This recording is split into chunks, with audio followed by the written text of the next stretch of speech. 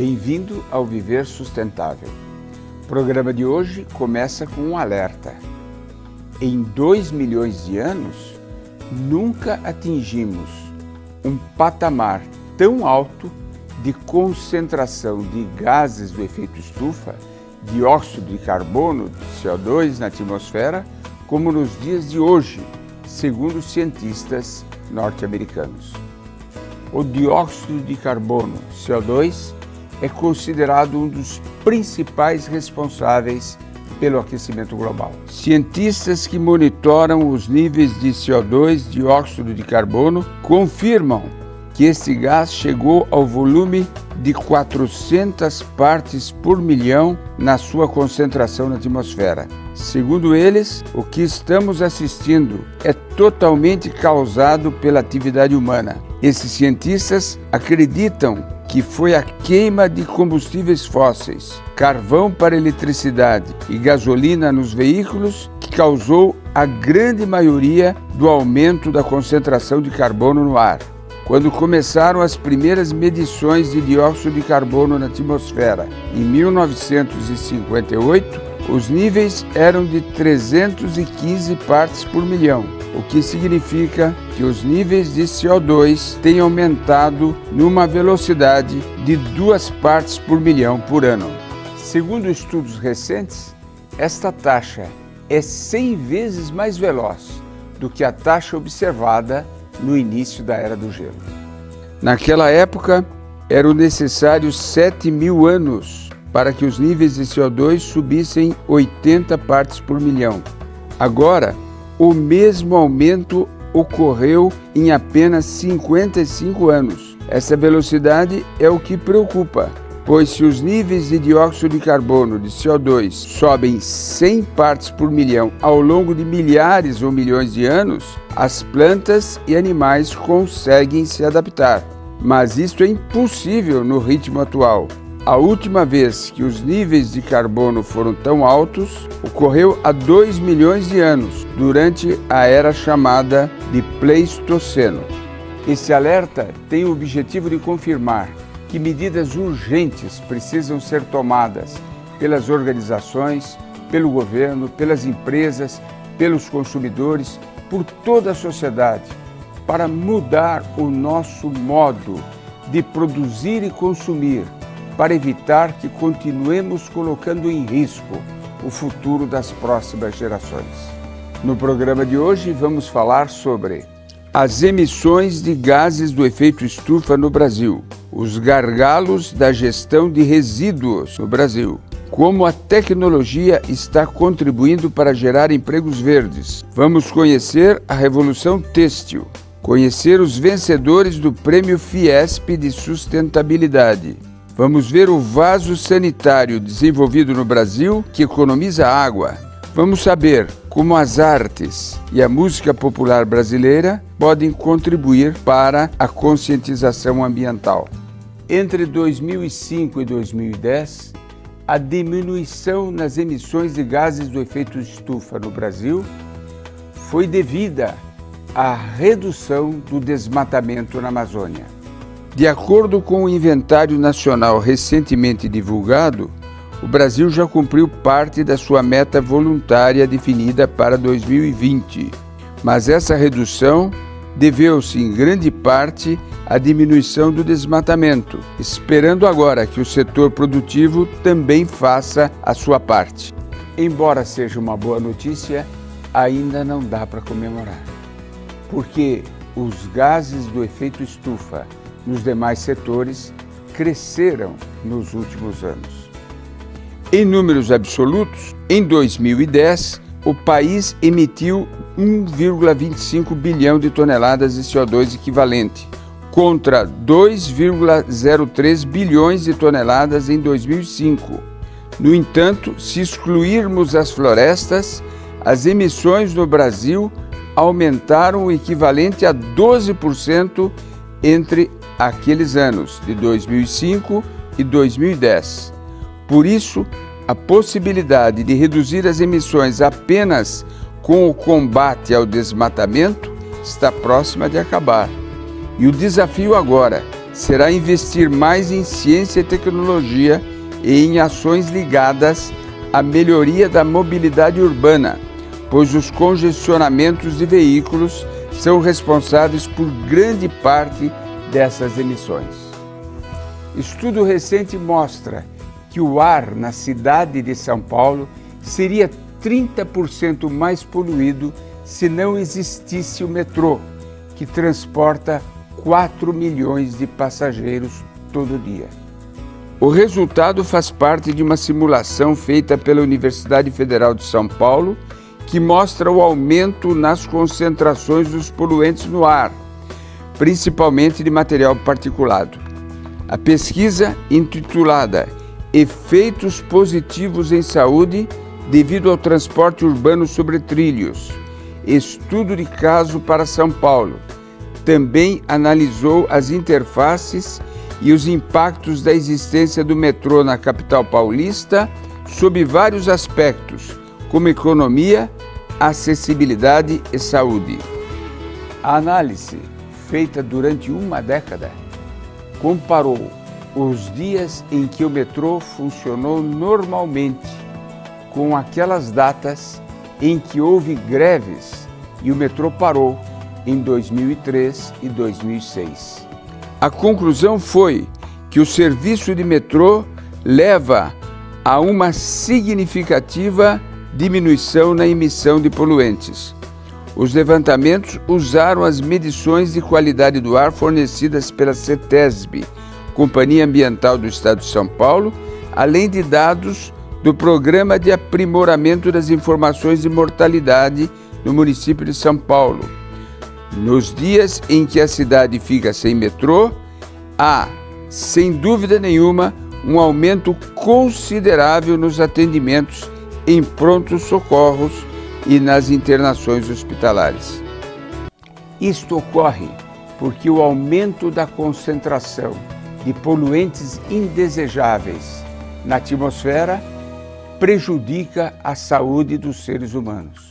Entre eles são citados o aumento da incidência de doenças respiratórias, cardiovasculares e problemas oftalmológicos, além da elevação do nível de mortalidade em decorrência de complicações das doenças que pioram com a poluição do ar.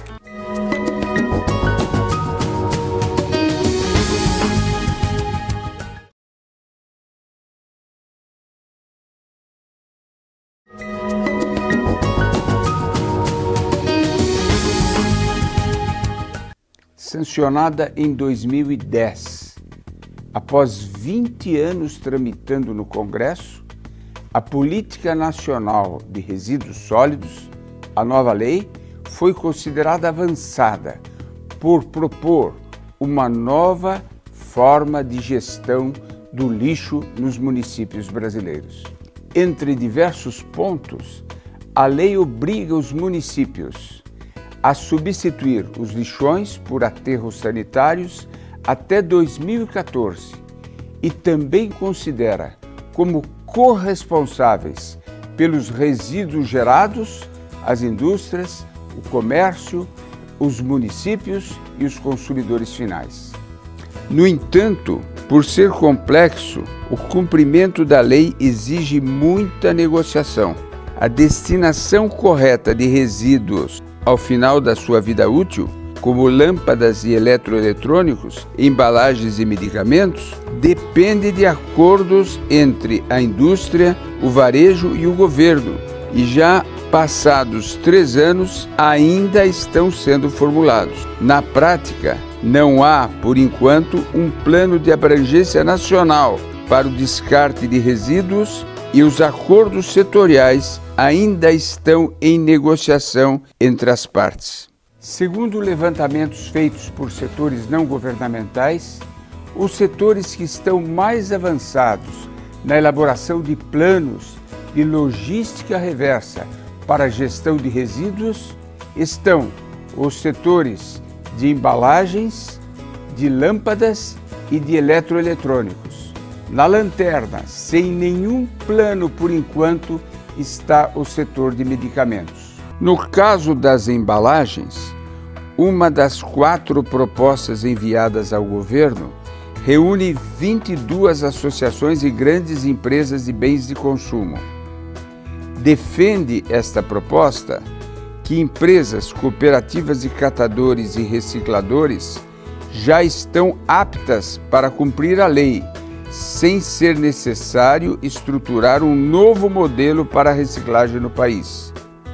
Mas propõe que a meta de aumentar a taxa de reciclagem de embalagens chegue a 20% até 2015. Hoje, este índice varia de acordo com o tipo de resíduo. O plástico PET chega a 57%, as embalagens longa-vida a 27%. Segundo André Vilhena, diretor do SEMPRE, Compromisso Empresarial para a Reciclagem, que coordenou a proposta encaminhada ao governo, a coleta seletiva deveria ser intensificada nas regiões metropolitanas das 12 cidades sede da Copa do Mundo de 2014, as quais respondem por 38% dos resíduos gerados no país. Entre os fabricantes de lâmpadas, a preocupação é com os custos da logística reversa, que é a obrigação de recolher os materiais depois do fim do seu ciclo de vida. Segundo Isaac Roizenblatt, diretor técnico da Bilux, associação que representa a indústria de iluminação, a logística reversa de uma lâmpada pode vir a custar tanto ou mais do que o próprio produto.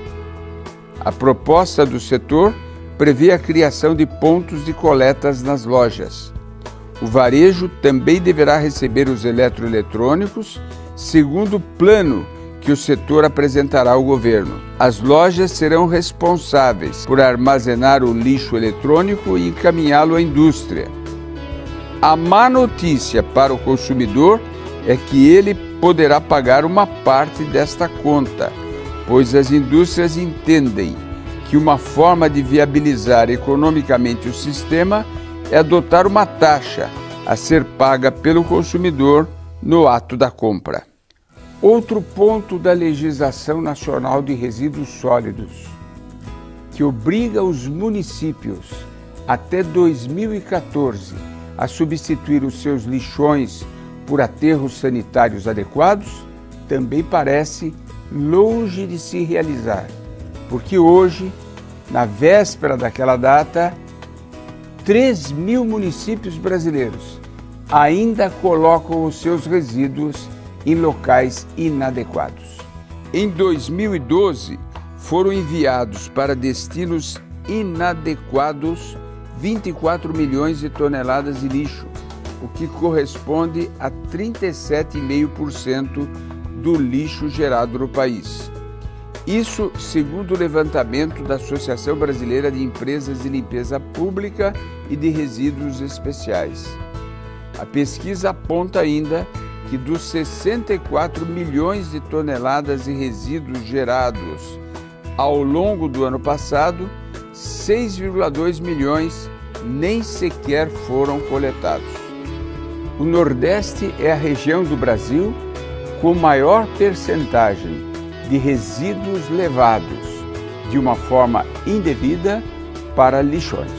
De acordo com o mesmo estudo da Associação Brasileira de Empresas de Limpeza Pública, 65% do lixo gerado no Nordeste, um total de 25,8 mil toneladas por dia, não tiveram destinação final adequada. Apenas 77% dos resíduos produzidos naquela região são coletados, sendo que o Nordeste responde por 26%, o que corresponde a 51,6 mil toneladas diárias do lixo gerado no país. Para especialistas, faltam investimentos necessários e indispensáveis para se avançar na coleta e destinação correta dos resíduos sólidos. O problema é que muitas cidades não têm condições de bancar esses recursos.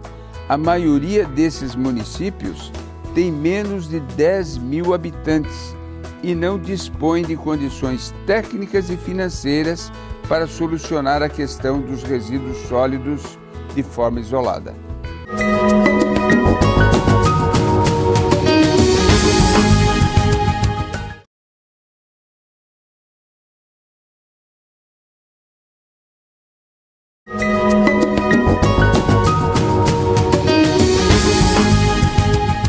Quantos dias somos capazes de usar a mesma roupa sem lavá-la?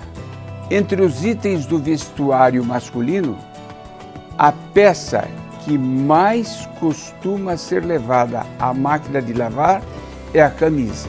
Ao contrário de outras peças, como calças e blazers, um único dia de uso de uma camisa pode ser suficiente para deixá-la em mau estado, sem possibilidade de ser usada novamente. Com isso, podemos calcular quanta água, energia, sabão e dinheiro são gastos nesse processo de lavagem diária. Pensando em resolver esses problemas e otimizar a durabilidade da roupa, uma empresa americana, Wool & Price, afirma ter desenvolvido uma camisa que pode ser usada por até 100 dias sem precisar ser lavada. Segundo os técnicos que desenvolveram o produto, bastariam, na prática, 3 lavagens por ano.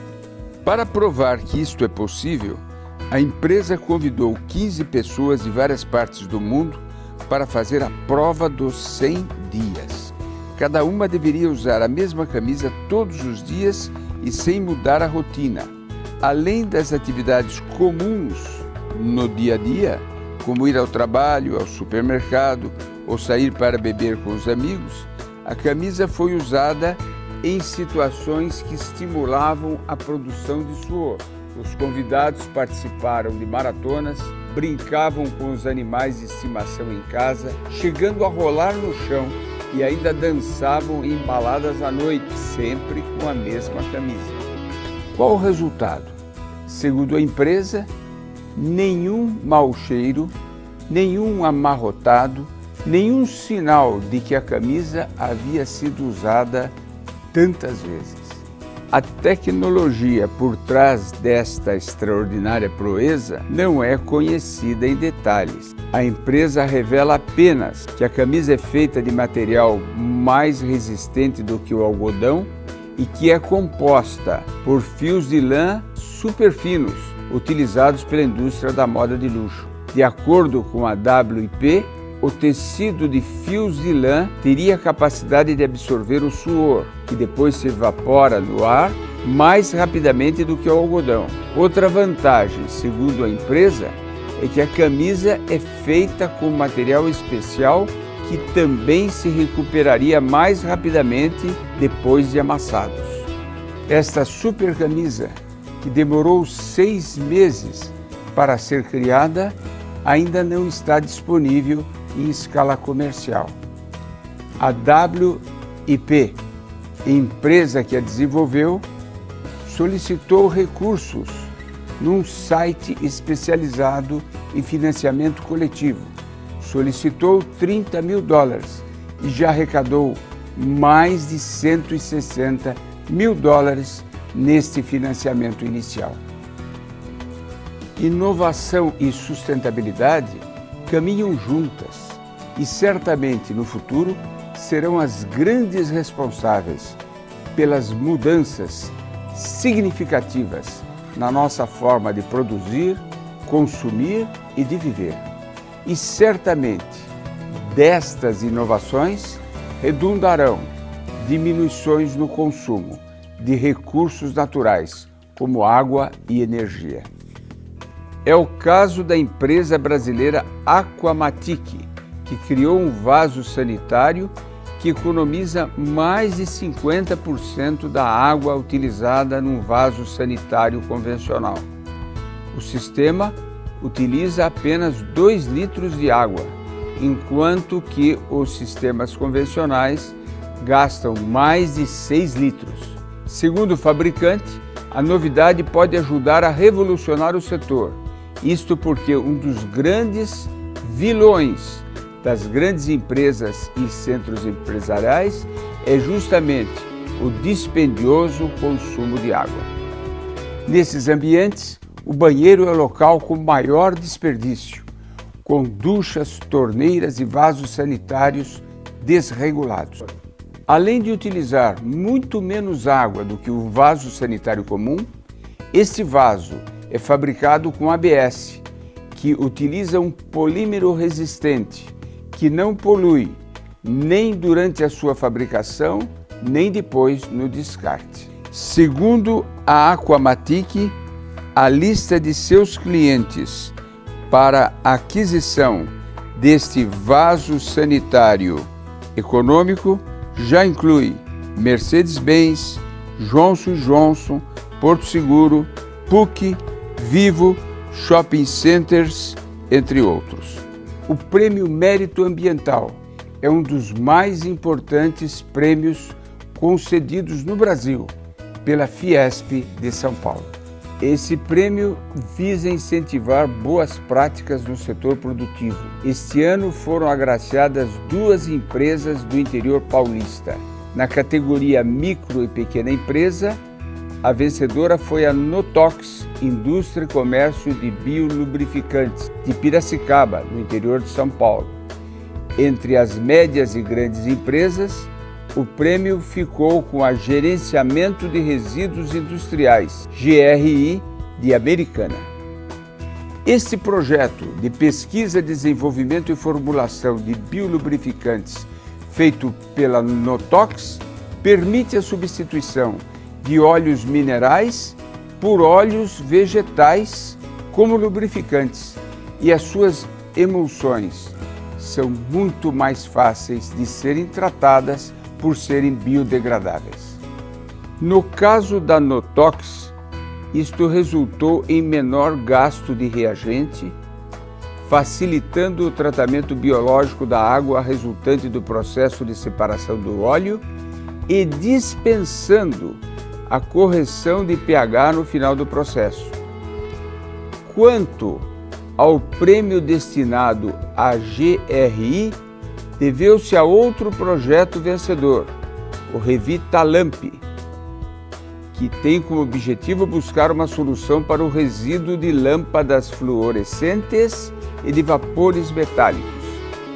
A empresa identificou uma tecnologia capaz de recuperar lâmpadas em parceria com a Revitalux, com capacidade de processar 340 mil lâmpadas por mês, sem perda de funcionalidade ou de eficiência energética. Além de vantagens econômicas, também colabora com o meio ambiente, já que as lâmpadas têm grande potencial poluidor.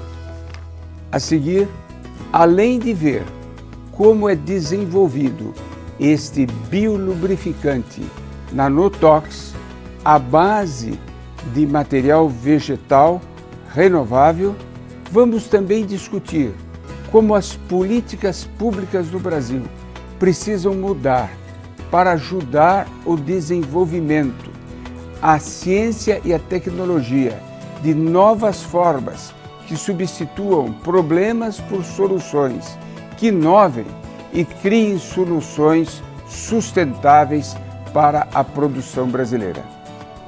Vamos ver também como existem inúmeras barreiras que poderiam ser suprimidas, superadas para facilitar o desenvolvimento de tecnologia nacional.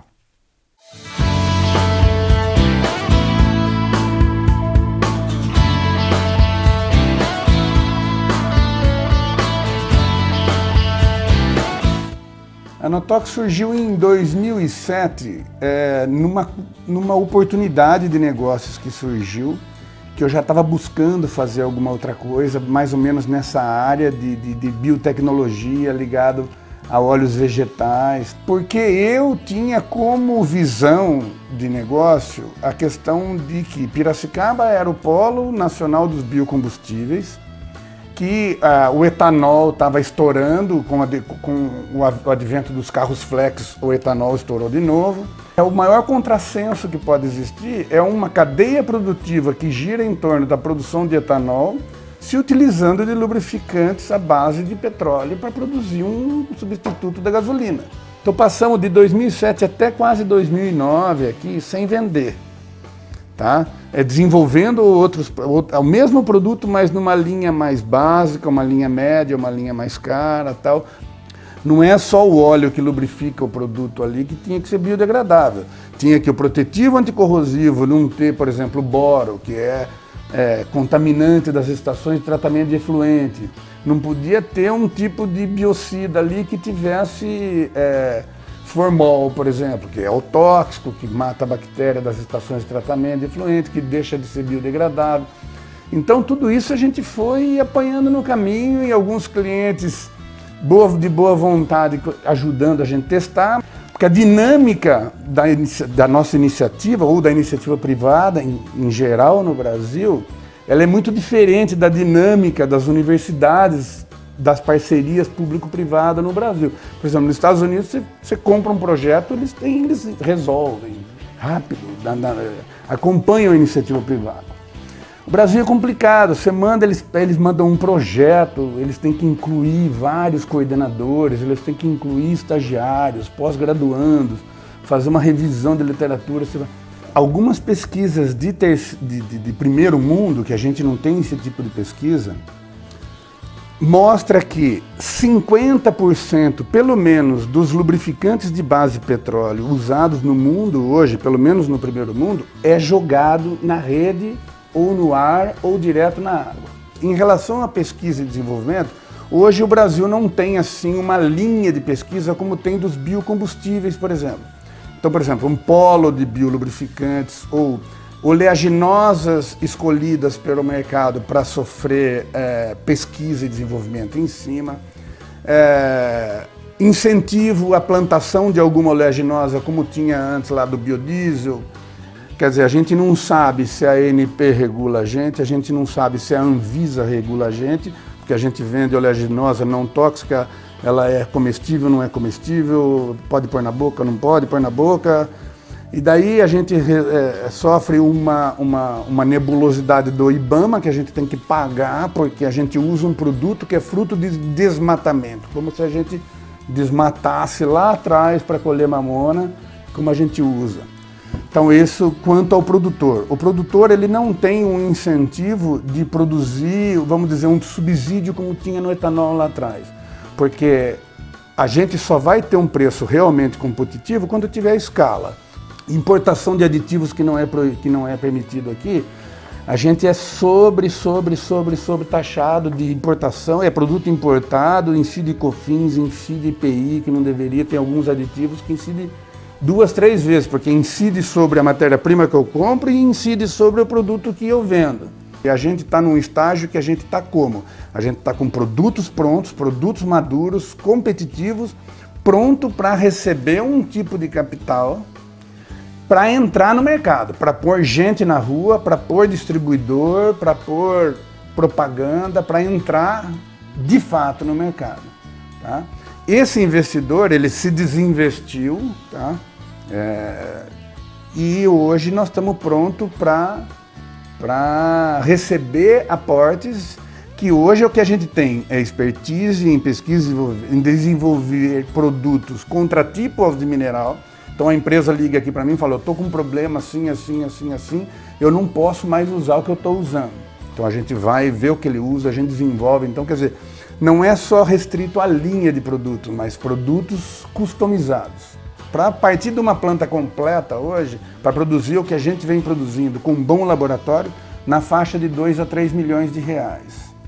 Mas nós temos aí umas 3, 4 grandes empresas que estão em stand-by, por exemplo, óleo hidráulico para colheitadeira de máquina agrícola, que vaza no campo aí. Quando a gente tiver um pouquinho melhor, isso aí é consumo de 8 milhões de reais por ano, entendeu? Então é coisa de... é para fazer assim, para fazer rápido.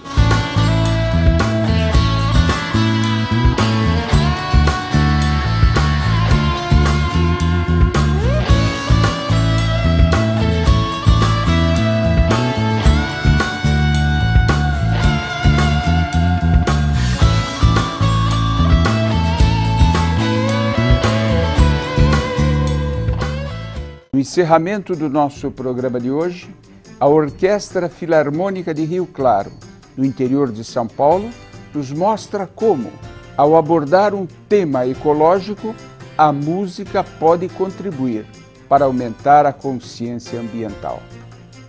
Participe você também do nosso programa. Envie-nos perguntas e sugestões de temas para contato@viversustentável.net ou assista o arquivo dos nossos programas no site viversustentável.net. Uma boa semana.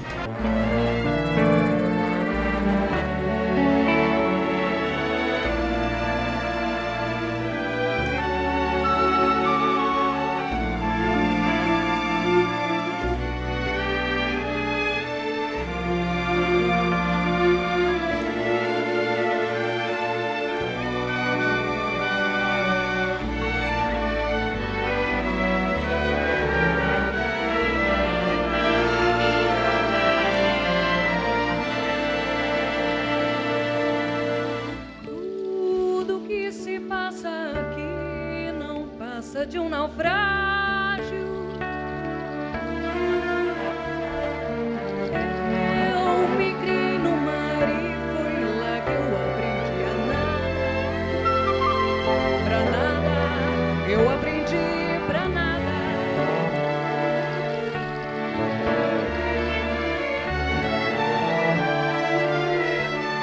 A maré subiu demasiado.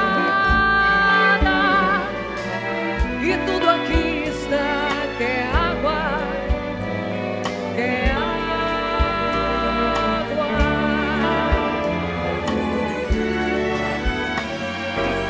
Água pra encher.